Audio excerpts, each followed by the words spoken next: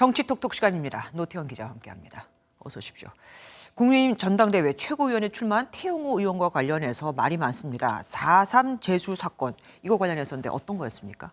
네, 우선 제주에서 열렸던 1차 합동연설에 먼저 보시고 가시겠습니다. 네. 4.3 사건의 장본인인 김일성 정권에 한때 몸담궜던 사람으로서 제주 4.3 사건에서 희생된 유가족 분들과 희생자 분들을 위해서 진심으로 무릎을 꿇고 용서를 빕니다. 네, 귀순자로서 사과하겠다는 취지긴 한데 4.3은 김일성의 지시로 촉발됐다는 말이죠. 네. 4.3 관련 단체와 유족회는 강력히 반발했습니다. 역사적 사실과 전혀 다르고 4.3을 폭동으로 폄훼해온 그후의 논리와 같다, 이런 지적이었는데요. 민주당은 오늘 태 의원을 윤리위에 제소하겠다고 밝혔습니다. 대한민국 역사를 다시 제대로 배우십시오. 귀순한 사람으로서가 아니라 대한민국 국회의원으로서 역사적 책임을 통감하고 역사 앞에 용서를. 민주당이 저렇게 발끈하니까 태영호 의원이 혹시 오늘 또 새롭게 낸 입장이 있습니까?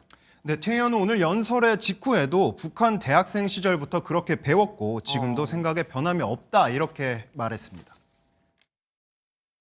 한국 현대사를 이야기할 때 우리가 김일성의 책임론을 꺼내면 왜 그것이 낡은 색깔론이 됩니까? 역사는 진실을 정확히 규명해야 할 때만이 우리가 이와 같은 사건의 재발을 우리가 막을 수 있습니다.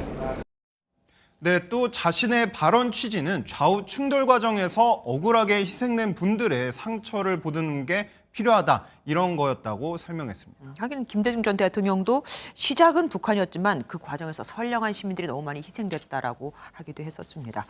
그리고 오늘 주호영 국민의힘 원내대표가 교섭단체 대표를 하면서 한국 정치는 사류 정치라고 참여를 했습니다. 그런데 이 전당대회 뒤에서 여당 내에서 또 막말이 나왔어요. 네, 그렇습니다. 앞서 리포트에서 보셨듯이 주 원내대표 연설에서 정치에 대한 국민의 불신은 정치인들의 무례한 막말에서 연유하는 바가 크다, 이렇게 말했잖아요. 네. 하지만 전당대회에 출마한 상대 후보 진영을 향한 원색적인 비난전은 그대로였습니다.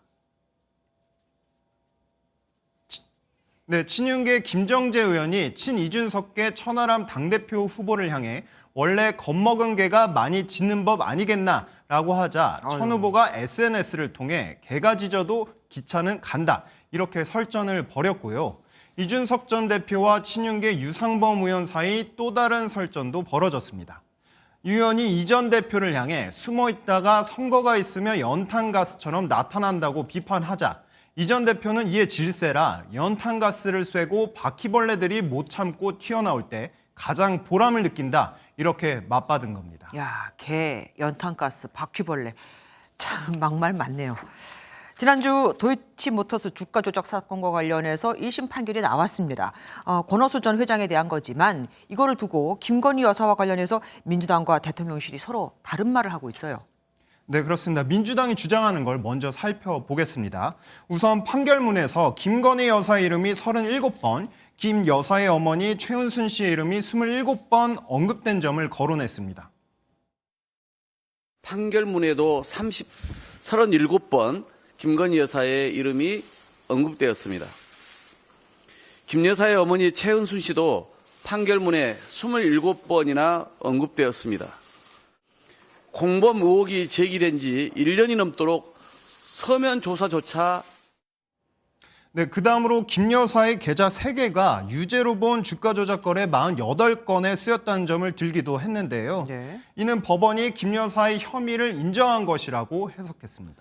하지만 대통령실은 이 판결문을 보고 김건희 여사가 죄가 없다, 그러니까 무혐의라는 걸 오히려 강조했다고 했습니다. 이건 또 뭡니까 그럼? 네, 민주당의 주장은 한마디로 가짜 뉴스라고 반박하면서 그렇게 밝힌 건데요. 민주당의 판결문 범죄일람표에 김 여사가 48번 등장한다며 범죄에 관여한 듯이 공세를 펴는데 이는 사실이 아니다, 이렇게 주장했습니다. 48번 모두 권오수 매수 유도군으로 분류돼 있고 매수 유도군이란 권오수 전 회장과 피고인들이 주변에 매수를 권유하여 거래했다는 의미에 불과하다는 겁니다.